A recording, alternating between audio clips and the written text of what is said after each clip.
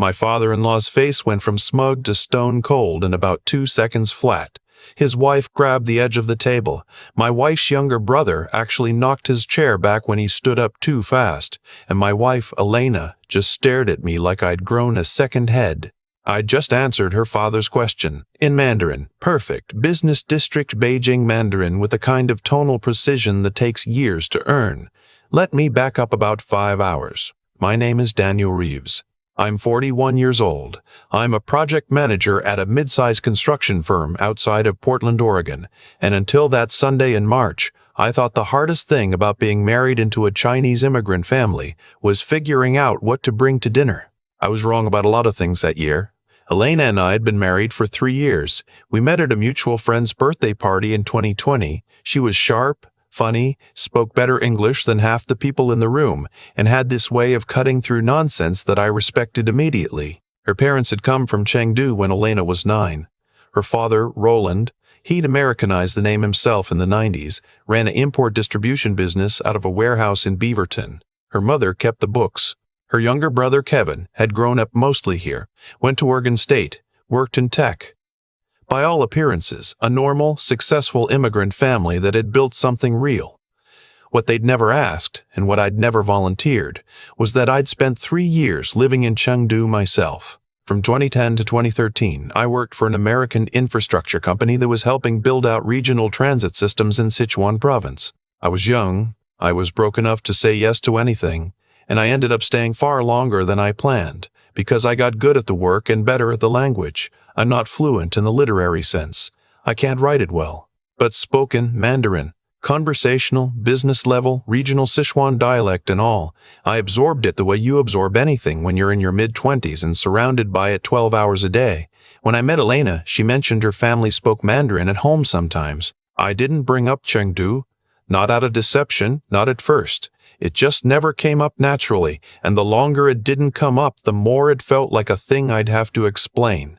Why would a white guy from Beaverton speak Mandarin? It always became a whole production, questions, disbelief, request to demonstrate, the whole circus. I was tired of the circus, so I said nothing. Her father, Roland, had always been civil with me, polite in the way a man is polite when he's tolerating something he doesn't approve of. He'd shake my hand, ask about work in short questions, listen to my answers with an expression that suggested mild inconvenience.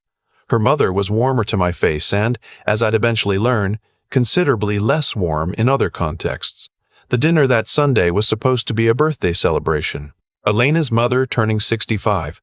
Elena had spent 2 days prepping a gift, organizing flowers, calling her aunts who were flying in from the Bay Area. It was a big deal.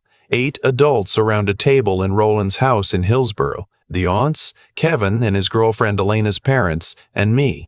My Mandarin was never going to come up. That was the plan.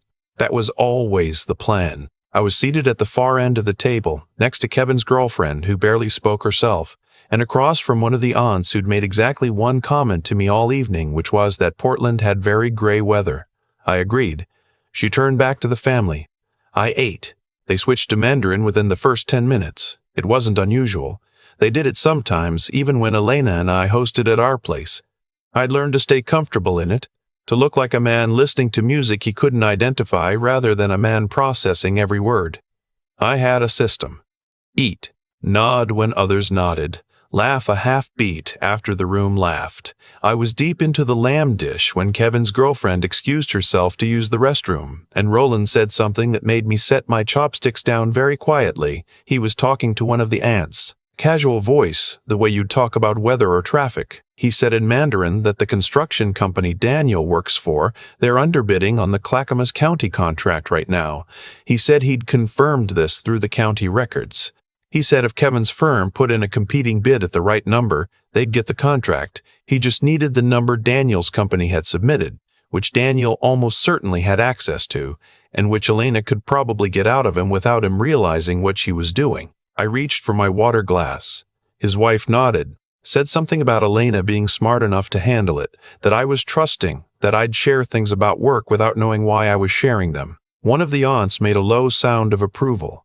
Elena, seated 2 chairs to my left, said nothing. She was looking at her plate. I don't know how to explain what the next few minutes felt like. It wasn't rage, not right away. It was more like the floor dropping out in slow motion. I kept eating. I asked Kevin's girlfriend when she came back whether she'd been to the new waterfront development in the Pearl District. She said she hadn't. We talked about that for a while. I was present in that conversation and simultaneously somewhere else entirely, cataloging what I'd just heard, filing it, trying to figure out what was real. The bid Roland had just described was real. The Clackamas County Transit Hub project. I knew the number we'd submitted because I'd helped build the estimate. It was a competitive number, low margin, something we needed to land to keep 2 project managers employed through the back half of the year. I kept eating. Elena's mother refilled my tea without being asked. She said in English that I had a very healthy appetite and she was glad I enjoyed Chinese food. I thanked her. She patted my hand. Went back to the family conversation in Mandarin.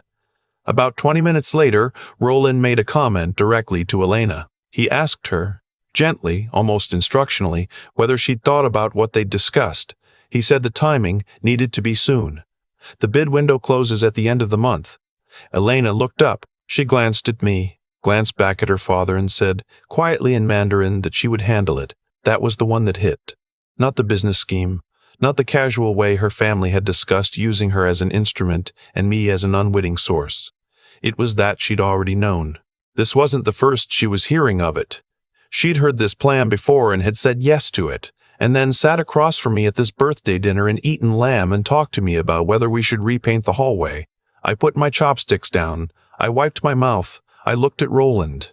He was in the middle of saying something to his wife. I said in Mandarin, careful, clear, the kind of Mandarin you use when you want to be understood precisely, that the Clackamas County bid window closes on the 28th, and that the number he was looking for wouldn't help him anyway, because we'd already been informed we were the low bidder. The table went quiet. Not immediately. Sound takes a second to die in a full room. The aunt nearest me was still saying something, and then she wasn't, and the only noise was the hum of the refrigerator from the kitchen. Roland stared at me.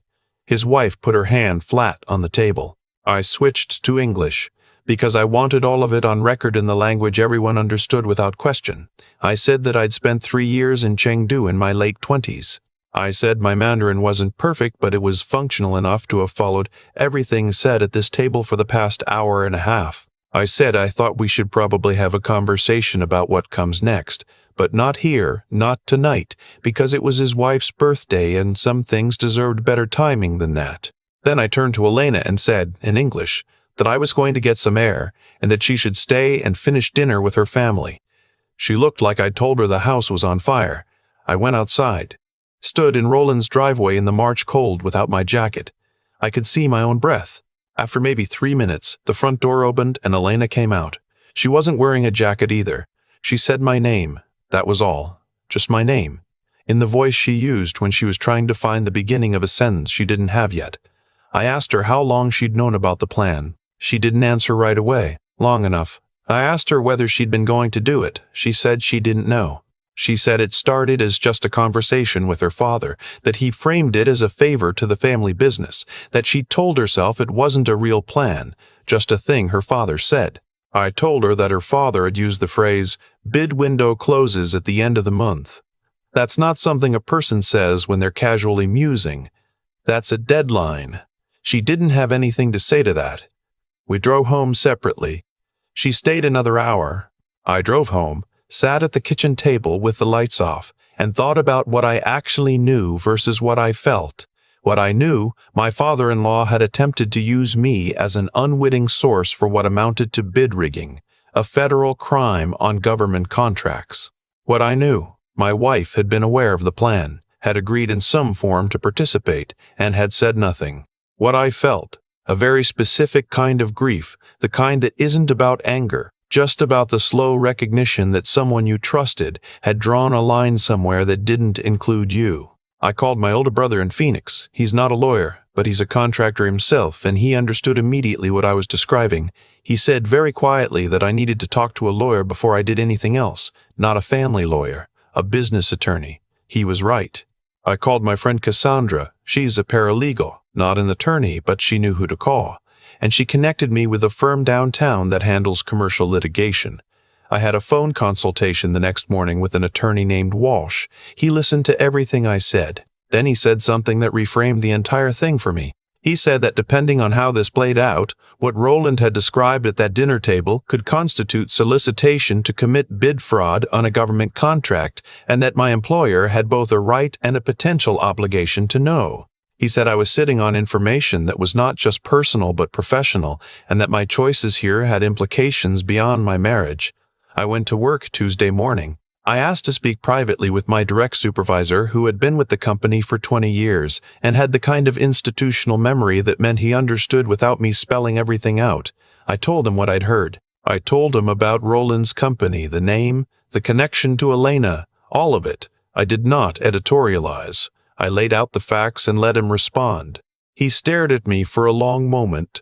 Then he called the company's legal counsel. I won't go through all of it. It took about 2 weeks and involved conversations with the county's procurement office and eventually an inquiry opened by the state's business regulation division. I gave a statement. Roland was notified that his company was under review for potential interference with a public procurement process. I don't know exactly what happened after that. Walsh told me I didn't need to know everything to have done the right thing. At home, things were quieter and more difficult. Elena and I were still living together through all of this. We weren't fighting. We were doing something worse, which was being very careful with each other in the way you are when you're trying not to break something you're not sure is worth saving. She cooked. I cleaned up. We watched television. We said goodnight. She asked me one evening about 3 weeks in how I'd learned Mandarin. She asked it like she was genuinely curious. Not hurt, not accusatory, just curious. I told her all of it. Cheng, the construction project, the 3 years, the Sichuan dialect, the reason I'd never mentioned it. She was quiet for a while. Then she said that she'd spent the first 2 years of our marriage feeling like her family disapproved of me, and that she'd never said anything because she didn't want to make me feel bad. She said she thought if she just kept holding it together from both sides, eventually everyone would come around. I said that holding it together from both sides isn't the same as being on my side. She cried. I didn't. I felt like I should have, but I didn't.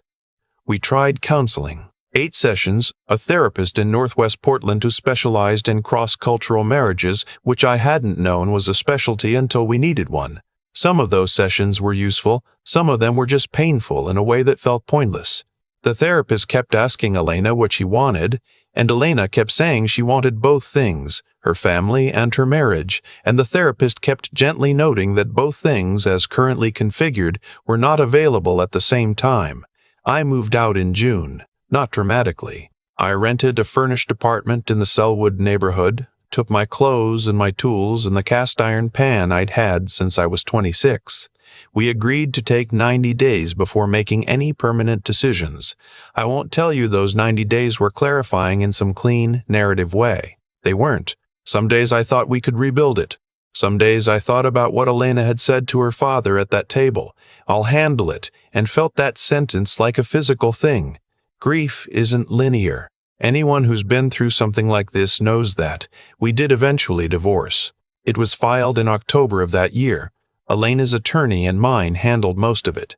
There were no children, which made the logistics cleaner and the emotional weight heavier in its own strange way, because there was nothing anchoring either of us to the future in the way that a child would. We divided the house equity, which was the main thing. She kept a car. I kept mine. We divided the joint accounts evenly. Roland's business was audited. I don't know the full outcome. Walsh told me the inquiry resulted in Roland's firm being placed on a restricted vendor list for state contracts for 3 years, which is not nothing. Whether criminal charges were ever considered, I don't know. Elena never told me, and I didn't ask. What I want to say, and I've thought about how to say this for a long time, is that the thing that broke the marriage wasn't the scheme. It wasn't even that Elena had agreed to it, tentatively, in that awful passive way people agree to things when they want to avoid conflict. The thing that broke it was simpler than that. She had known something that mattered, and she had looked at me across a dinner table for months, and she had said nothing. Not out of malice, I genuinely believe that, but out of that specific cowardice that looks like loyalty when you're inside it, and looks like betrayal when you're on the outside. I've dated since. Nothing serious yet. I'm not in a hurry. I have a good job, good friends, a decent apartment that I've made feel like mine over the past year and a half. My brother calls every Sunday. I've been back to China once, a work trip in 2024, and I ate at a hole-in-the-wall noodle place in Chengdu that I'd been going to when I lived there, and the woman behind the counter looked at me and said, in Sichuan dialect, that I didn't look like I was from around here. I told her I used to be. She laughed and gave me extra chilies. There are things I've worked through in therapy about what I missed, what I should have asked, what signals I explained away because I wanted to believe the simpler story. There are things I know now that I couldn't have known then, and there are things I could have known if I'd looked a little harder. I try not to be too harsh on the version of myself who chose the easier explanation because it was easier. He wasn't stupid. He was just trusting in the particular way that people are trusting when they've decided to love someone. Here's what I'd tell someone in a similar position. I mean actually similar. Not the dramatic dinner reveal, that part is specific to me, but the broader shape of it. If something feels off, it probably is. That's not advice to become suspicious of everyone. It's advice to take your own discomfort seriously before it accumulates into something you can't ignore. I had moments over the 2 years of our marriage when Roland said things that didn't quite add up, when Elena deflected questions about the family business in ways that felt slightly rehearsed. I noted those moments and I put them in a drawer. Don't put them in a drawer. Get legal advice before you do anything, especially if professional interests are involved. I could have handled that dinner in a dozen ways that felt more emotionally satisfying and would have been tactically catastrophic. Instead, I went outside, cooled down, talked to people who knew what the stakes were, and moved carefully. It cost me a lot emotionally, but it protected me professionally in ways I didn't fully understand until later. The language thing. I've told this story a few times now and people always get stuck on the Mandarin. How did I never tell her? Wasn't that deceptive? And I understand why people ask. But here's the honest answer. I didn't tell her because it had never mattered. And by the time it might have mattered, the silence had gone on long enough to feel like a choice, and making it a thing felt harder than leaving it alone. That's not deception, that's avoidance. Most of us are more familiar with avoidance than we'd like to admit. What I learned from that night isn't really about Mandarin, it's about how much we assume about the rooms we're in. Roland and his family sat at that table and assumed they were alone in their conversation, because the only way I could have understood them was if they'd given me the key themselves. They never imagined I'd found the key somewhere else, on my own, years before I met any of them.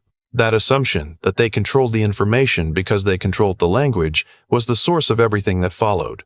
Be careful what you assume people can't hear. And if you're ever in a foreign country in your late 20s with a company willing to pay your rent and a city full of people speaking a language you don't know yet, stay.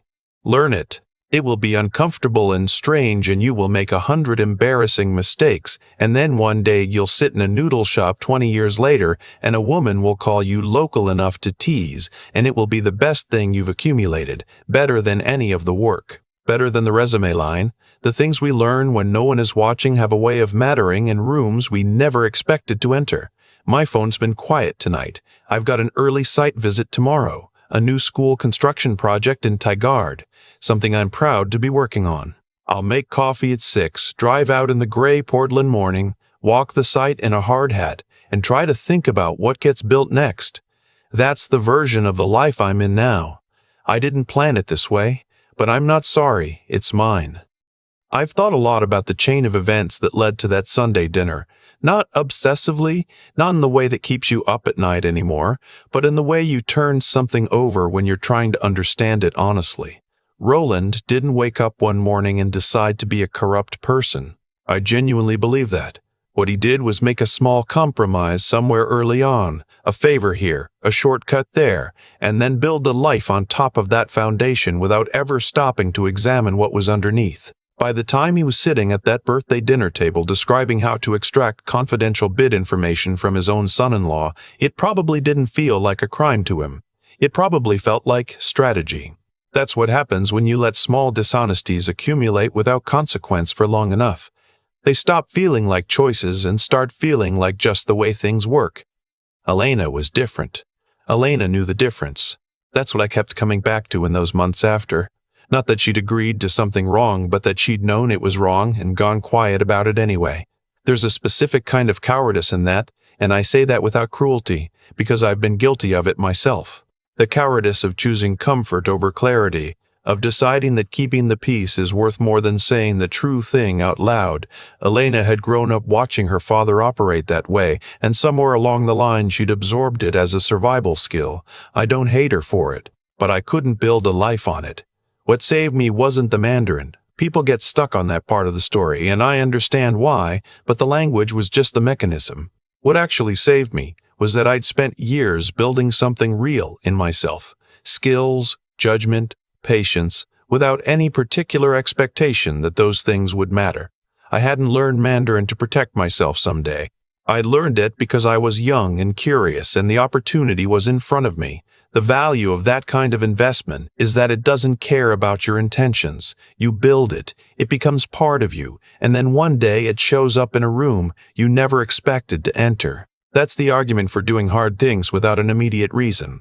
Study the subject no one asked you to study. Learn the skill that has no obvious application. Stay in the uncomfortable place long enough to actually absorb something. Not because you're preparing for a specific moment, but because the person who comes out the other side of genuine effort is harder to fool and harder to break than the person who only ever learned what was convenient. The intelligence part isn't about being the smartest person in the room. Roland thought he was the smartest person in that room. He'd built a successful business, raised a family, navigated immigration, built something from nothing. He had real evidence that his instincts were sound. What he didn't account for was the possibility that someone else had been building too, quietly, in a different direction, for reasons that had nothing to do with him. That gap between what he assumed and what was actually true, that's where everything fell apart for him. I'm not telling this story to feel superior to Roland or to Elena or to anyone. I'm telling it because I was 41 years old, sitting in a parking lot outside a Tim Hortons equivalent, a late-night coffee shop in Beaverton, trying to figure out how to survive something I hadn't seen coming, and what got me through it was not luck, not anger, not some sudden burst of courage. It was the slow accumulation of choices I'd made in my 20s when nobody was watching and nothing was at stake. That accumulation is available to anyone. It doesn't require money or connections or the right family. It just requires deciding, repeatedly and without fanfare, to be the kind of person who does the harder thing when the easier thing is also available. Daniel Reeves, in his late 20s, eating noodles in Chengdu and fumbling through tones he couldn't quite hear yet, had no idea he was doing anything important. He was just showing up. That's the whole thing, really. Show up. Do the work. Stay honest, even when dishonesty would be easier and cheaper and no one would know. The consequences of those choices, good and bad, have a way of arriving exactly when you need them most.